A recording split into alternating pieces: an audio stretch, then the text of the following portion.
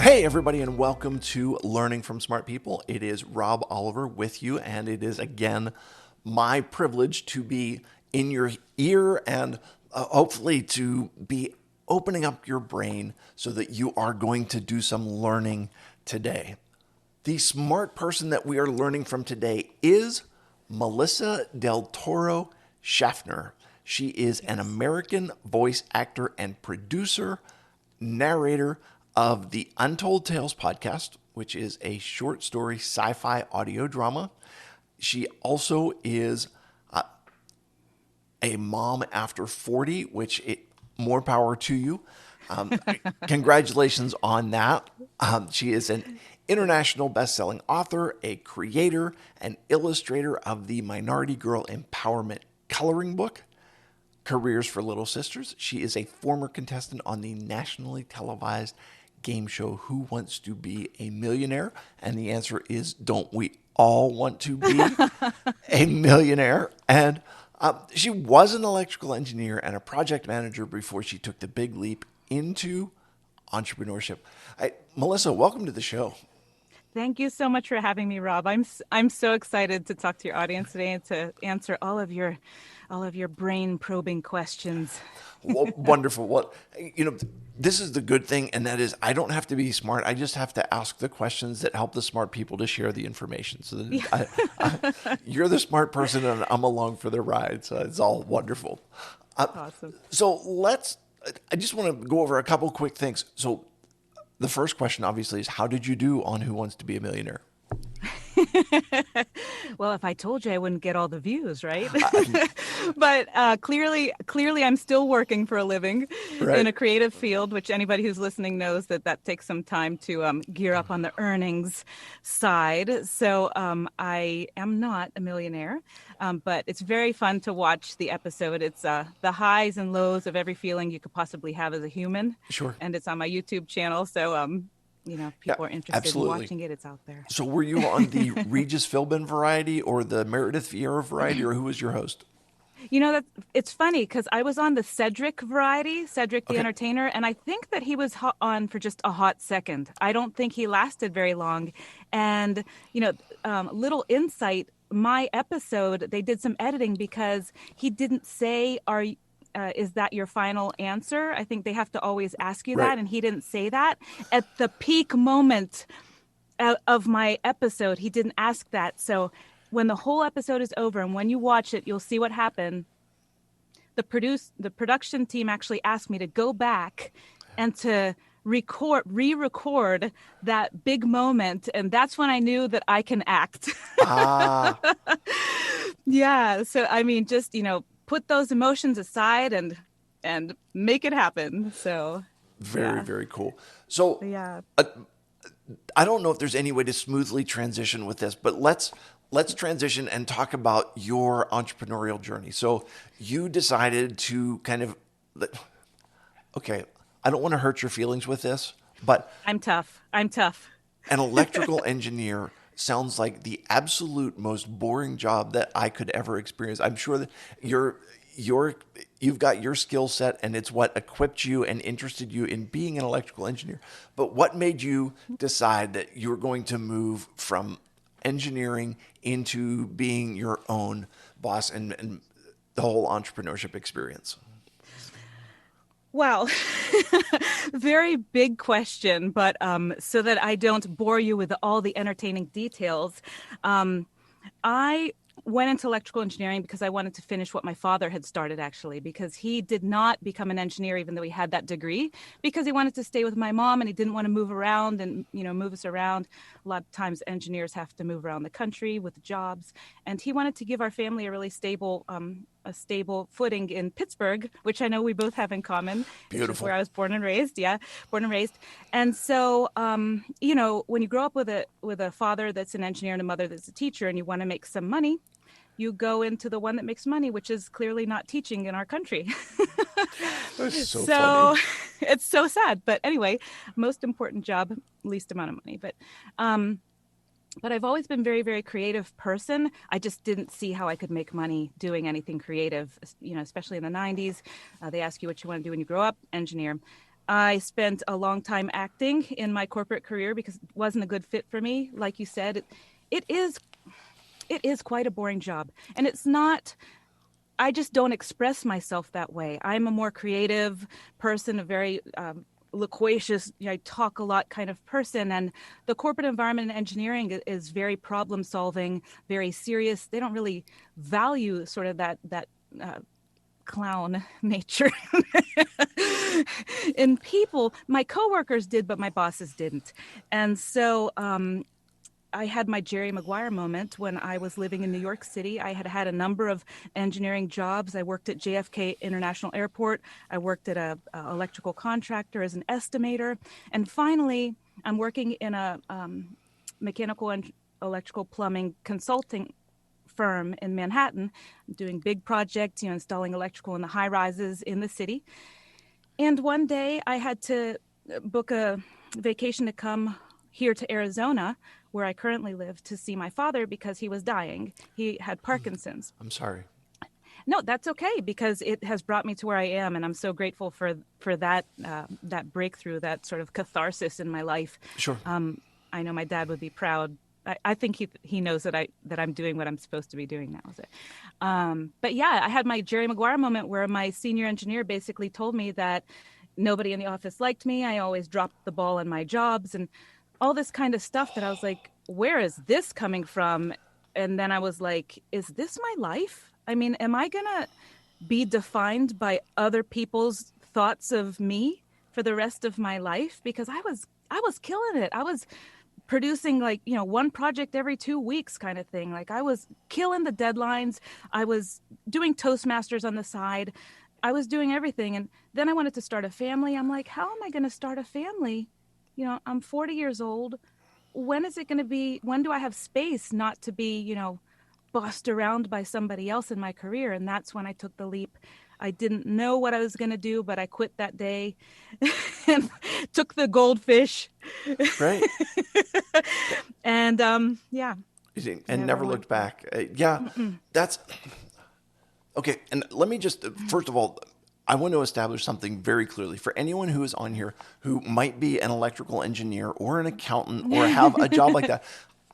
Your job is extremely important, and you have a skill set that I don't, and you have a personality and an interest that I don't have. And so, very clearly, I am not passing a value judgment on the fact that Thank God for you. Thank God for you, because if without you, we would not have, all these great Right. technologies and homes and Well, buildings. I'm sitting here with, high speed internet and the lighting and the whole setup for my studio, and you guys are the ones that make this happen. So thank Yeah. you for being you. Thank you for doing your job so well. And there is no value judgment associated with the fact that I could never do what you do as an engineer or an accountant or any type of um, Yeah. those more analytical type things. So, all right, so you leave and you're going forward, and you have you're not really sure where you're going from here. Yeah. No So, idea. so what is it that inspires you and says, okay, you know what, this is the ring that I chase, or this is where I'm going. Did it happen? Was it push or pull? And I guess what I mean by that is, did you do a self-assessment to say, okay, these are what my skills are, and I will use these skills to move forward? Or was it something caught your attention and you said, okay, this is where I want to go and I'm going to use my skills to get there? Is that a fair question? That is such a fair question. And I know anybody who's sitting in a corporate job that feels like, boy, it would be really nice just to be my own boss. Um, there's no right way to do it. Sometimes people have an idea for an invention and they have an in with somebody. Sometimes they have an idea for a course they want to offer online. Some people do it on the side. Some people just jump right in. I will tell you that in my experience, most likely the first, second, third thing that you do is not really going to work. I mean, to create like your empire, Right. it will happen. But um, I think that the most important part about starting an entrepreneurial journey is just starting, because then you set the intention, and all of a sudden you see things online, on Facebook, on Instagram, on Google ads that say, hey, I would like to learn about that. You get on a free webinar, you learn a little more, you learn some people's names on LinkedIn that are doing it, you talk to them. And I decided that project management was my strongest and highest dollar commanding skill set when I left engineering. So that's what I did.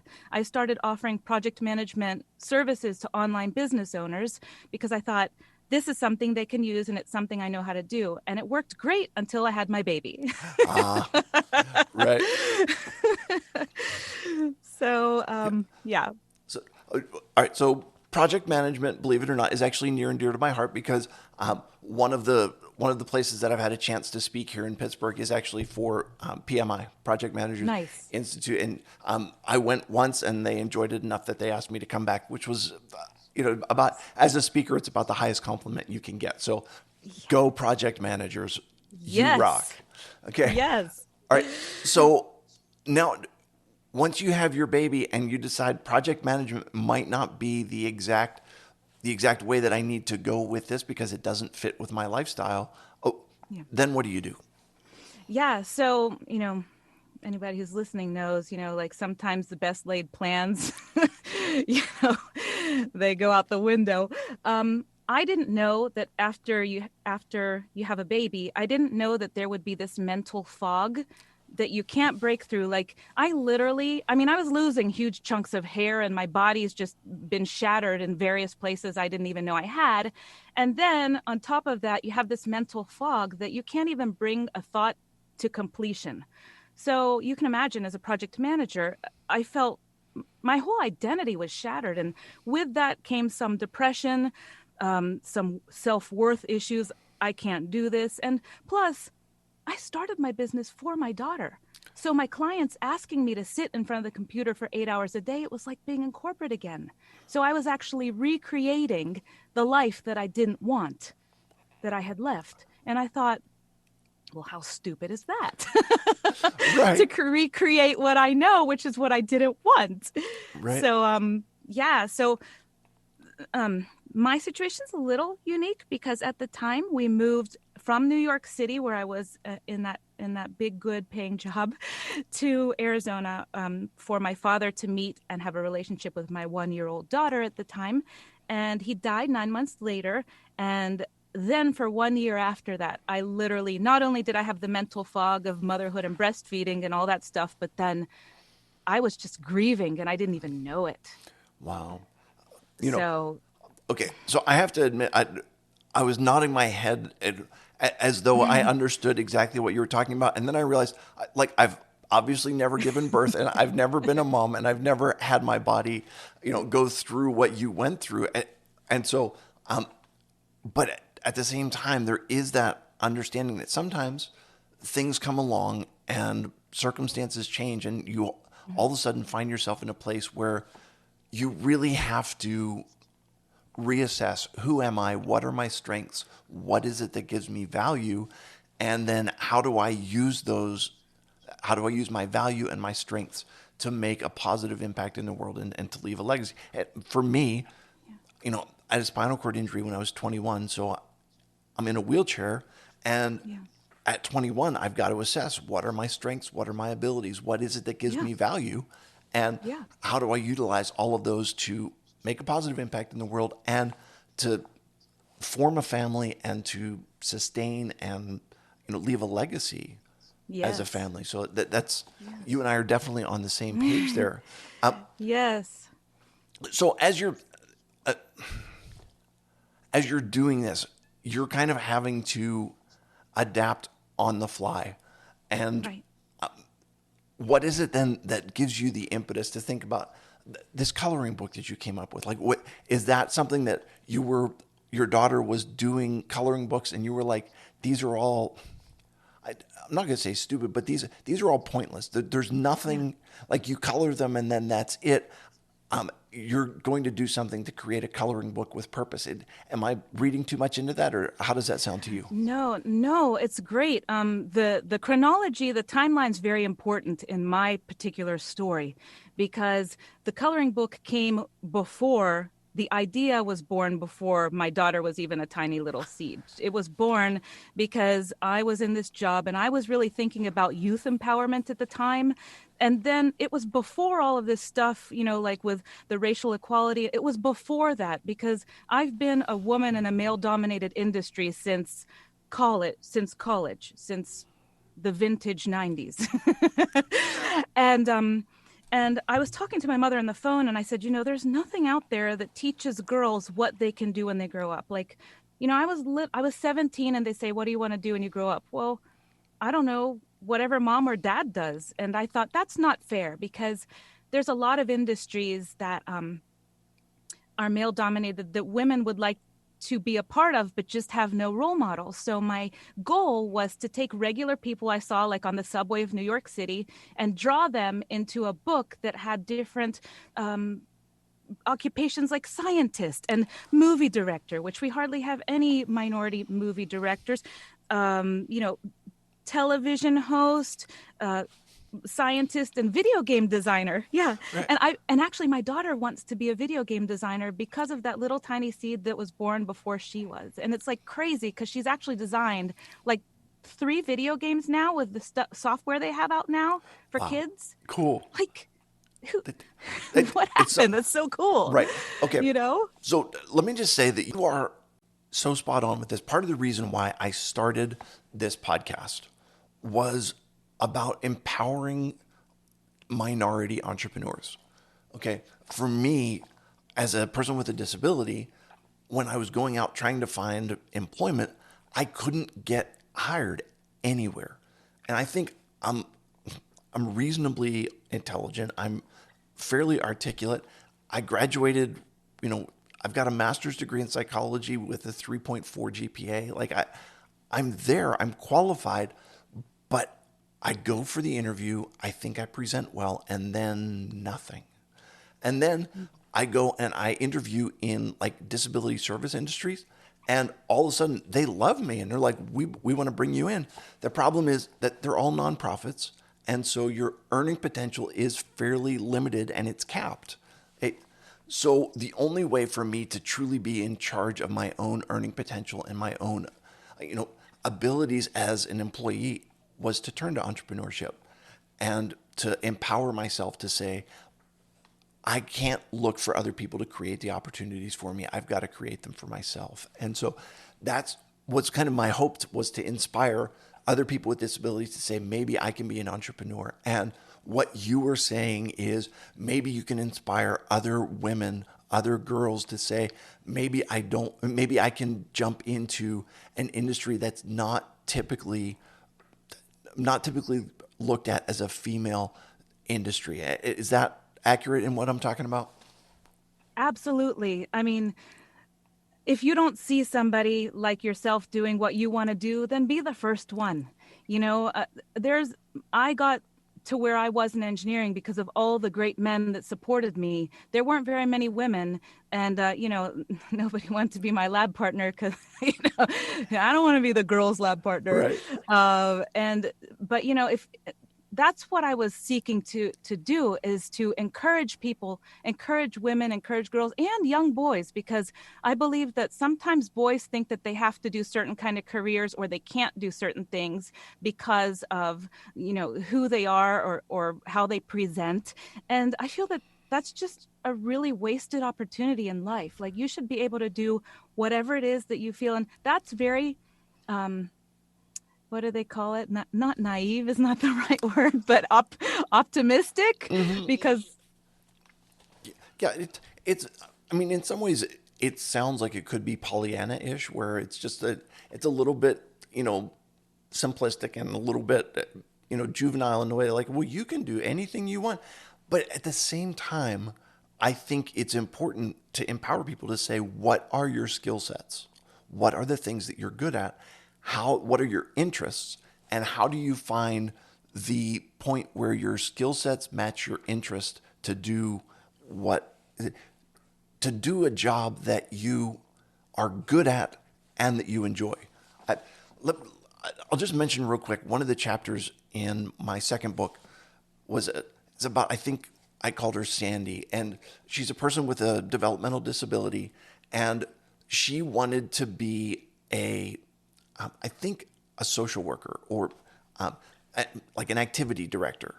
And I talked to her brother, and her brother's like, she doesn't have the cognitive ability to go to college and to get a degree as a social worker. And I'm like, okay, let's talk about this. What does a social worker do?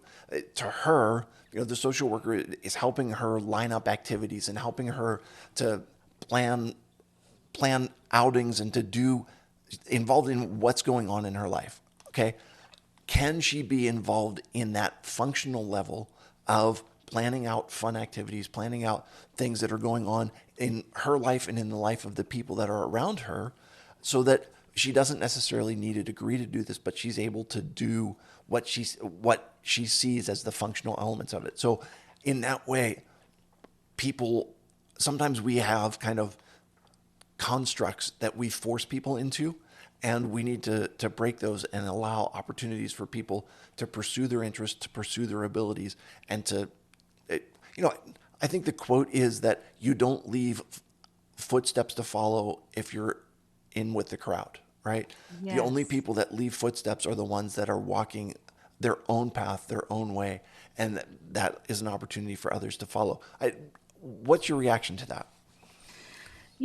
Walking your own path is very difficult. That's why I'm so passionate about empowerment, because when you walk your own path, it's full of rocks and it's full of sharp things, and you bleed a lot and you cry a lot, and you don't know where to go and how to go, and people reject you a lot. And walking the path of what you want to do is not for the faint of heart. So that's why when you see people empowering other people like you and I do, it's because we know how hard it gets and how nasty people can be, especially the people closest to you when they see you getting some level of success.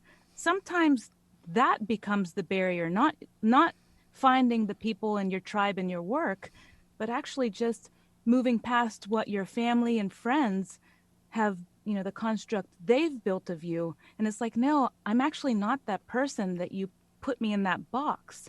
And some people get pretty upset about it. Okay, you and I are so much on the same page.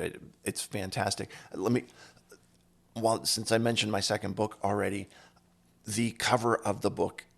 So the first book was called Still Walking. The second book is called Still Falling. Still Walking has, the footprints in the sand of someone walking down the beach and leaving footprints that way. Still Falling actually has footprints in the snow. And the reason I chose that is because wintertime, it's very dangerous, right? And when you're walking in the snow, which you wouldn't know about being in Arizona, and you don't have to rub that in.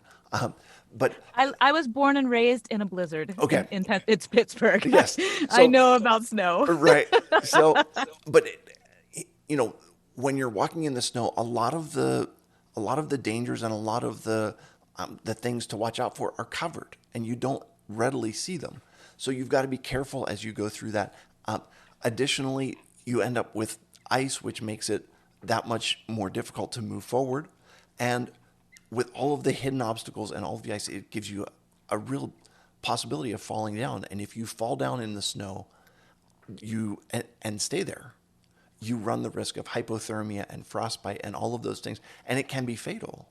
And so, what you're looking at is hidden dangers and obstacles that exist, and the reality it is more likely that you're going to fall in the winter than it is in the summer, and it's more dangerous that when you fall in the winter, there's a lot of bad things that can happen, and so you've got to be aware, and at the same time, I think people like you that are coming along to say you may fall down, but I'm encouraging you that when you fall, like let me come alongside and help you get back up and keep traveling down the path. That's what I see as kind of the empowerment message.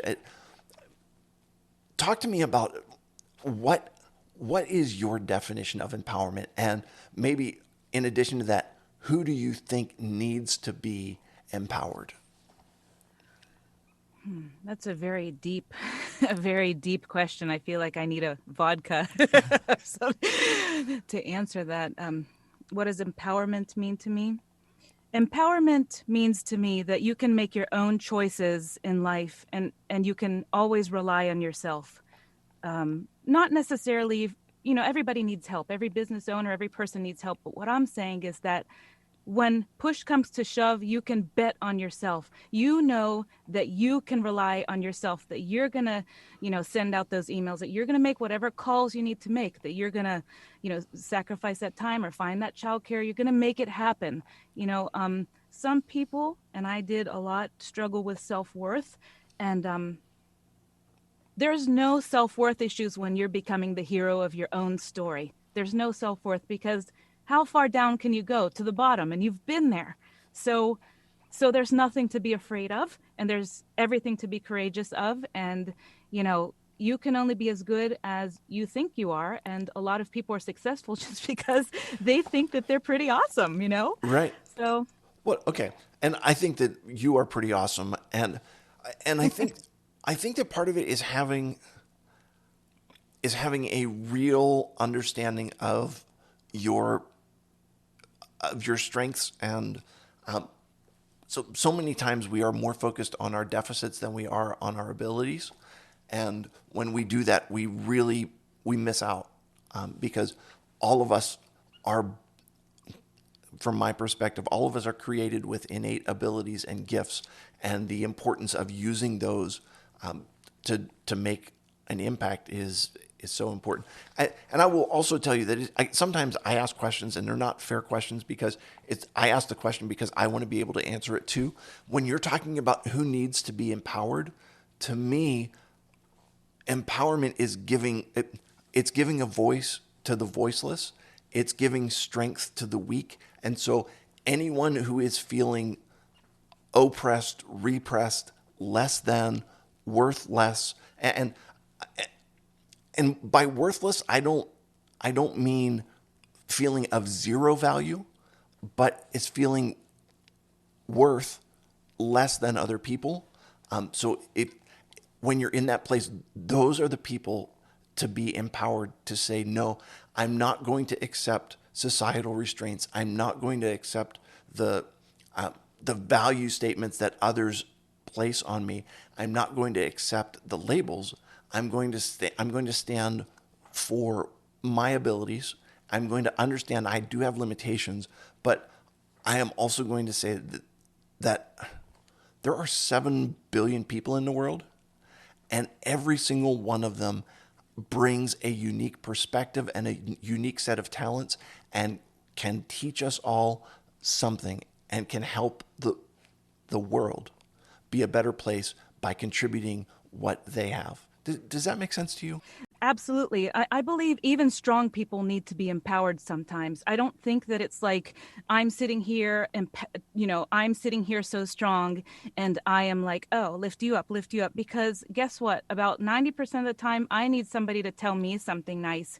Even Oprah needs to be lifted up. Even, people who are looked to as leaders often need somebody in the background that's saying, you can do it. Everybody's scared to death most of the time, Right. especially when you're talking to a big audience. So, I mean, everybody needs empowerment at some point. And just because you feel weak and hopeless, though, the good news is that feelings are just that. They're information, they're feelings, how you feel. And you can change how you feel at any given moment. And you can actually feel something that's not actually happening. And then, they say that whenever you start to behave in a certain way, it just becomes the way that you are. If you're not happy, you know what? Find something in your life that actually makes you happy, and be happy now. Why wait? And then all of a sudden things start to move around, and opportunities kind of like, wow, I actually am happy now. And that's how it happened for me. I was trying to work on being happy while I was in my unhappy state. And whenever I realized I'm okay how I am right now, like I'm good enough right now, and I was happy, that's when the opportunities started coming and I started attracting happiness. So it's funny how that works. Yeah, it is amazing, and yet it's so true that, when the way that we think has such a drastic impact on the way that the world around us operates, and the way that people see us. It's wonderful. I've got about a million other questions that I would love to ask you about voice acting and about all of that stuff, but we have completely and totally run out of time. I just want to go back, and I want to highlight one other thing that you said, and that is you said that when it comes to entrepreneurship, that the time that you don't need to wait, the time to start is now, and I think that's such an important message. Whether you are whether you're taking a leap like you did and walking away from a job, whether you are like me and you got laid off and you have no choice but to move forward with that, or if it's like, let's start a side hustle with a goal towards growing it into my own business that I can get out of that corporate experience, all of it together, the time to start is now. That is such a powerful message, and thank you for sharing that.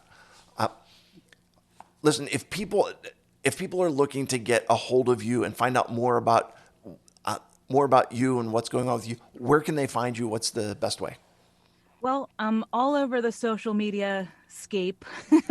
So if you Googled my name, you'd probably find me. But you can go most directly to my website at www.melissadeltoro.com. You'll find the name of my spelling probably in the episode show notes. Yep. And in there, there's an empowerment audio. So if you're feeling like you really need a best friend to whisper in your ear that you can do it, there's an audio in there that would be good for that. Or you can learn about the podcast that Rob was talking about, Untold Tales. There's a link on the main page there to listen to it. Or if you want to get in touch with me or listen to my voiceover stuff, then you can find me there too. Wonderful. I will put the link to that website, to your social media. I'll put all of that in the show notes. Where can people get a hold of the coloring book? So the coloring book is available on Amazon.com. I actually have it in Spanish and in English. So in English, it's called Careers for Little Sisters. If you Google that term and Melissa del Toro Schaffner, you should find it fine.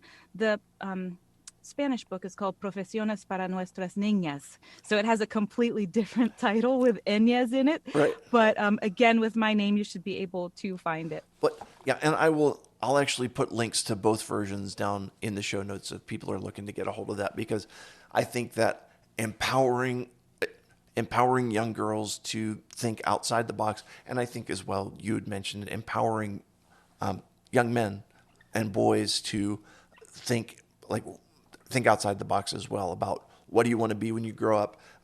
Boys don't have to be baseball players, and girls don't have to be, uh, Ballerinas. yes, perfect. All right, Melissa, you have been fantastic. It is now time for 3 questions to establish your humanity. Are you ready for these, my friend? Oh, okay. I think. What was your first job? Wow, nobody's asked me that ever. I don't think. My very first job, I guess, was babysitting and house sitting. That would have been my very first. But my very first paycheck, I worked at a pharmacy when I was 15 years old, selling cigarettes and lottery tickets. So you are a vice peddler of some sort, where you are, encouraging other people to do things that probably aren't real good for them. But what is your daughter's accomplishment that you are most proud of? Wow, she's such a talented person. She's such a good friend. She's such a good coworker. I want to cry now. She's 5 and she's awesome. I would say my most proud moment is whenever she was 3 and she was trying to play Roblox and she couldn't hold her fingers to move the character. And she was so frustrated, and she was 3. Right. And she learned how to play a video game on my phone. She taught herself it, and shortly after, she's 5 now, she reads. She started reading at 4 because she wanted to know what they were saying in the chat. So she actually taught herself how to read because she wanted to know what they were saying in the chat. I'm Wow. very proud of her. As well, you should be. She sounds like an amazing young lady, and I can only imagine that with your encouragement, and she is going to be doing great things in her life. Okay, um, last question for you: cupcakes. When you're eating a cupcake, what is the prescribed proper method of cupcake eating? Is it like one bite at a time? Do you do the sandwich method of cupcake eating where you break it in half and put the icing in the middle? Or do you try and eat the whole thing at once? Or is there another way to eat cupcakes?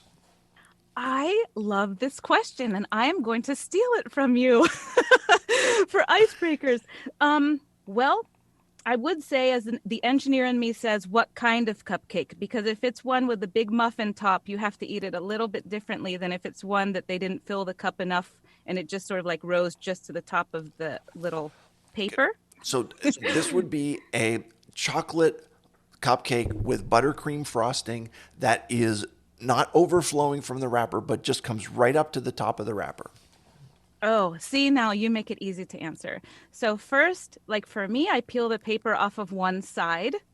And because I don't like to make a mess and get it all over my nose, I would just peel the paper off one side and take a bite. If it's really good, then it's gone in the next bite, no matter how big it is. And if it's not the best cupcake I've ever had, then I will peel off the side in three. So one, two, three. So that one, peel off one side, bite, peel off the next side, bite, and then peel off all the paper, pop it in your mouth. There's your answer. An excellent answer. Okay, it's kind of like there's no wrong way to eat a Reese's. There's no wrong way to eat a cupcake. So thank you for being willing to share. Melissa Del Toro Schaffner, you have been a breath of fresh air, and thank you so much for being here. Much luck to you as you move forward. I will happily put all of your contact information in our show notes. To my listeners, thank you for being here. This has been anytime that we can talk about empowerment, anytime that we can talk about getting people to do things that they may not have thought that they were capable of, I'm all in favor. So I hope you've enjoyed this. I will remind you that when you stop learning, you stop living. Have a great day, everybody.